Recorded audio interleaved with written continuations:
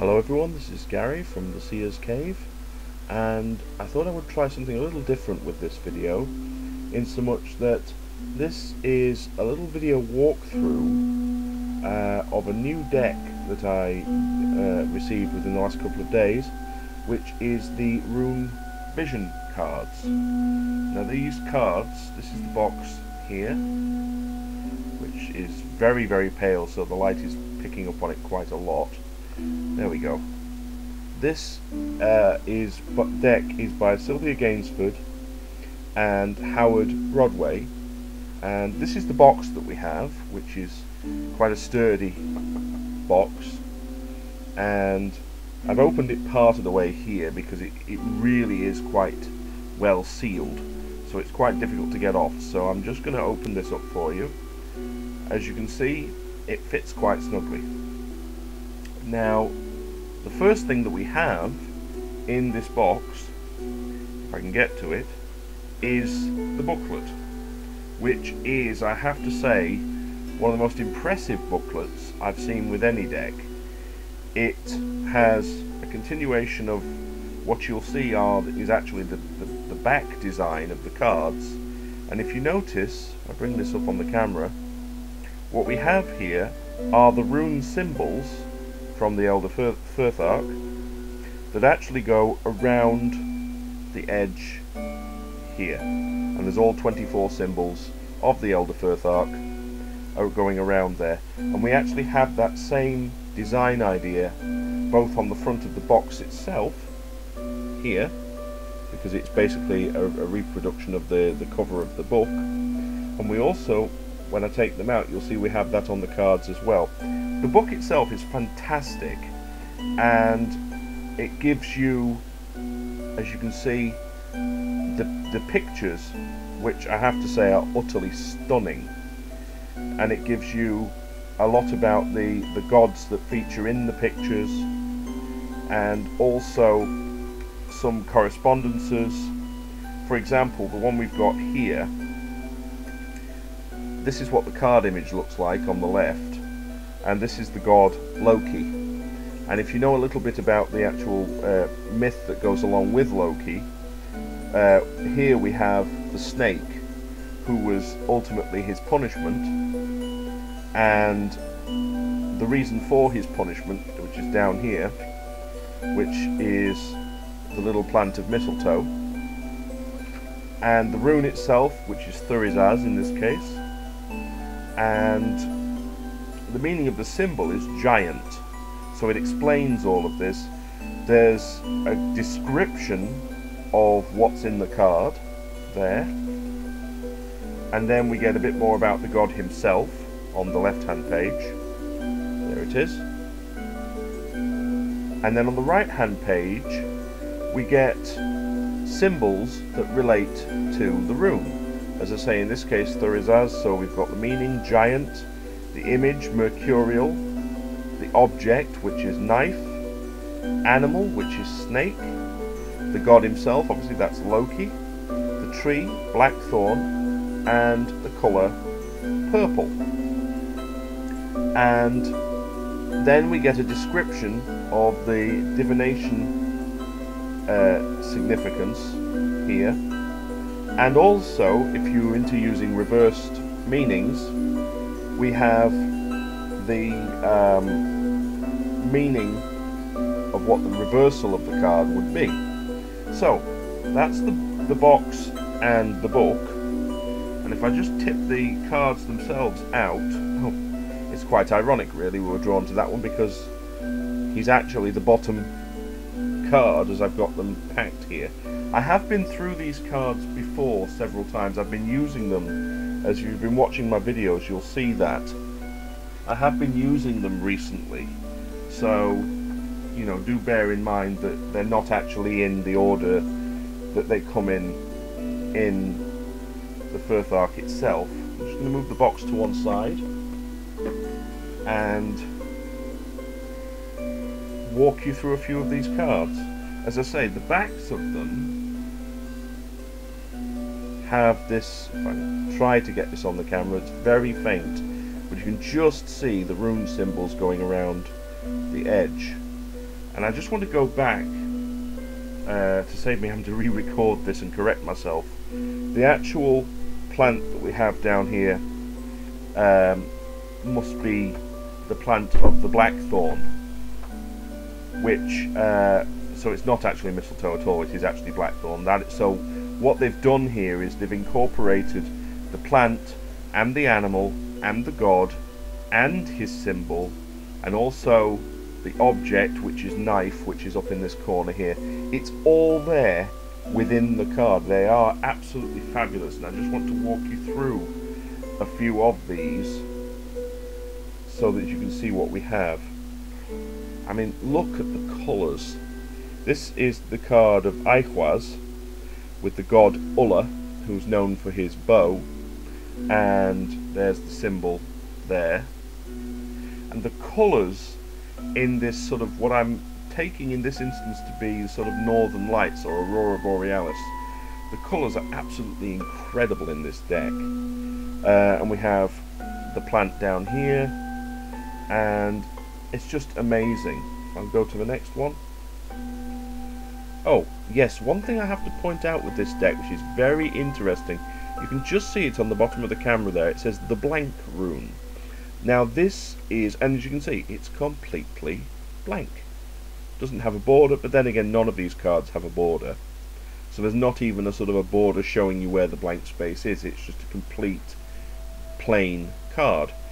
Now, that in itself is a very contentious issue, because there's an awful lot of rune readers out there and rune scholars who say there's absolutely no historical precedent for having a blank rune or a blank stone if you're using stones or wood cutting or whatever it is. There's absolutely no precedent for having that in the set, because there wasn't a sort of blank symbol in a sense.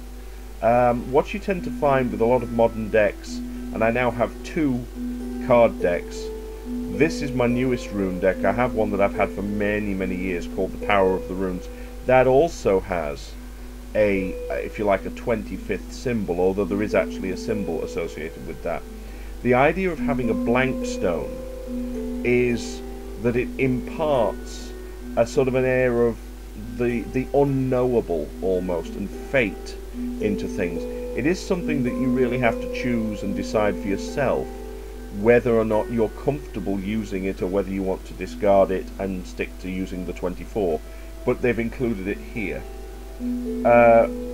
Here's another example again of the incredible colours that you get. And these, I mean, these colours look almost psychedelic on the camera, and believe you me, that is exactly how they look on the cards themselves when I'm looking at them without them being through the lens of the camera, so to speak. Here we have the goddess Verdandi and the rune of Dagaz, and there is the symbol up in the corner here. Again, they've included the plant and the object here, which I must admit reminds me, it's very reminiscent to me. I will have to look this up, because this, as I say, I've had this deck for literally about 2 days at the moment, but I just thought I would show it to people. This reminds me very much of the sort of skeleton of a Norse longship with the sort of bracing here.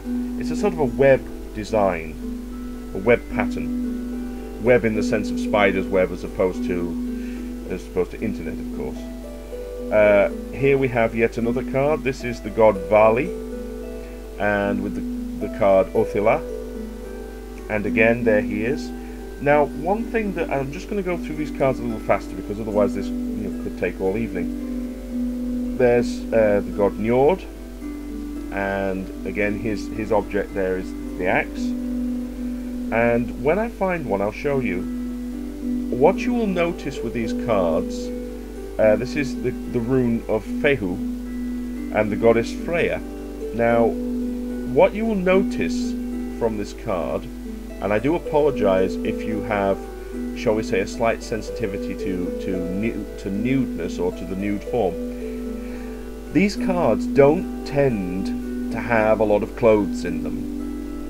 the gods and goddesses are really shown in their sort of bare form. There are some absolutely amazing cards. This is one in particular, the god Heimdall. Now, Heimdall, of course, is the god who is responsible for taking care of the Bifrost Bridge, which is the bridge between the realm of Asgard and in particular Midgard or Earth, but also the other realms as well. It's the way in which they sort of get around, if you like. And Heimdall's job is to stand watch and to warn the other Asgard gods of any impending danger. So he's a protector, that which is one of the meanings of the rune of Algiz, which is up here, is protection.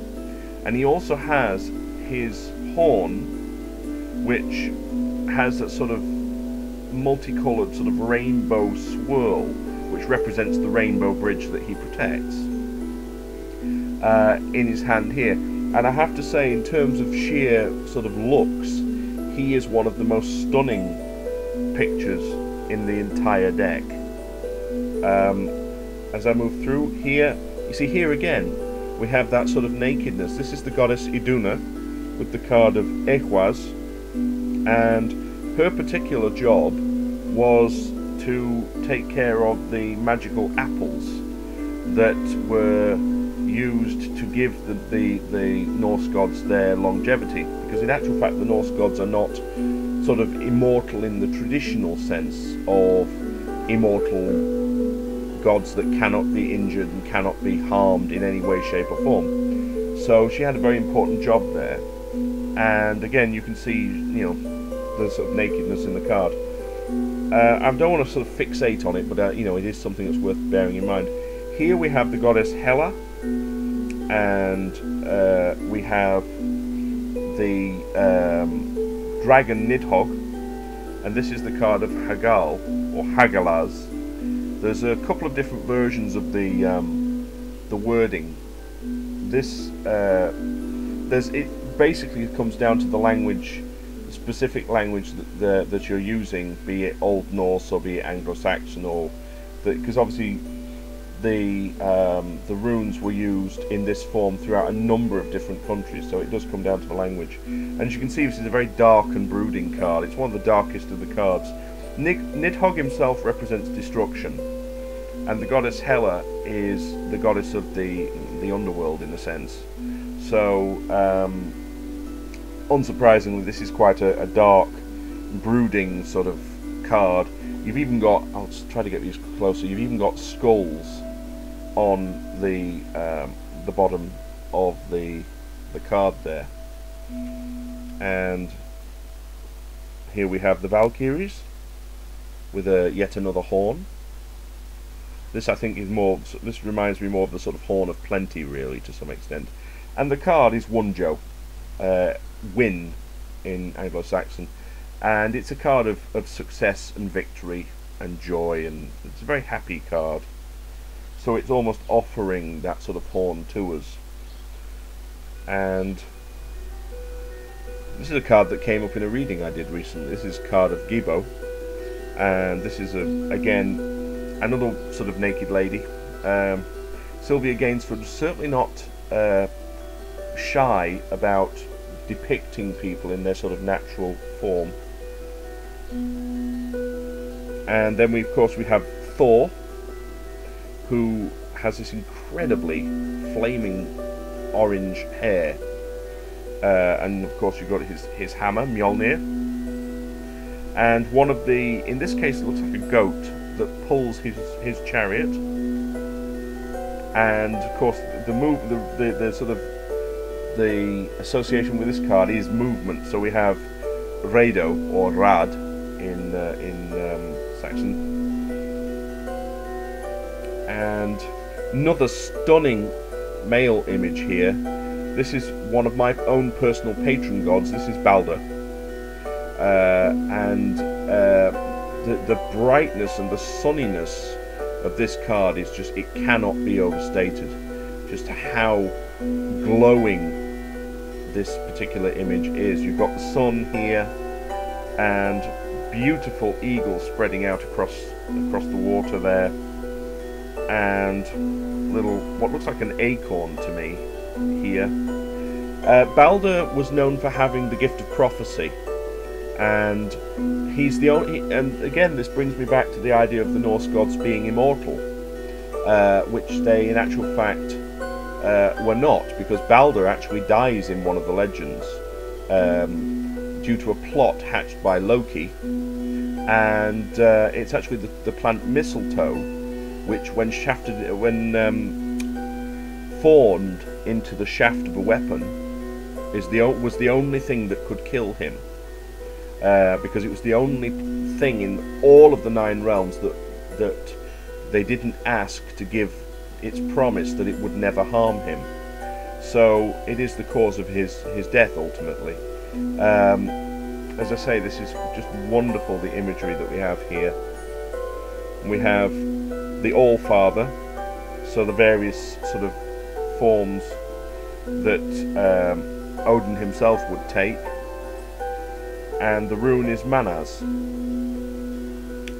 And then we have the god Vida with the rune Uruz, which is strength. This relates to strength here. And the green in this card is just incredible. It's almost a moss colour. And then we have another quite dark looking card, ironically, even though it is the card of Kaunaz, or Ken, which is a torch.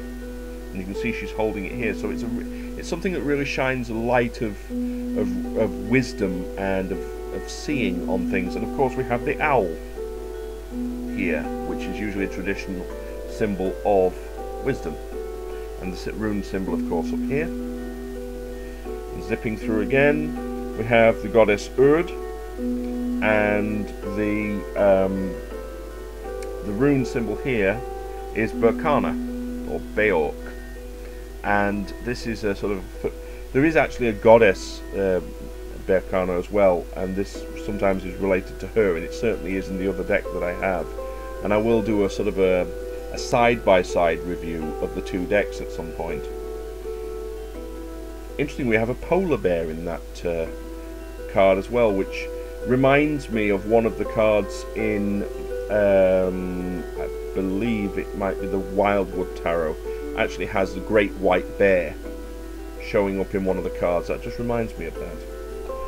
And then we have the god Tyre, and the rune of Tehwaz, which is a rune of victory. Again, incredible colours. The sword there is an amazing colour. Here's another handsome chap. This is the fertility god Tray, who is is sort of one of the leaders of the second set of Norse gods, because the Norse deities actually split into 2 categories. You have the sky gods, who are the Aesir, and you have the fertility gods, who are the Vanir. And Frey is a Vanir god, and you have his symbols here. We have the hog, and sort of again, it's a really sunny card. We have a little bird down here. I'll have to look up what type of bird that is. And we have the corn there and his helmet.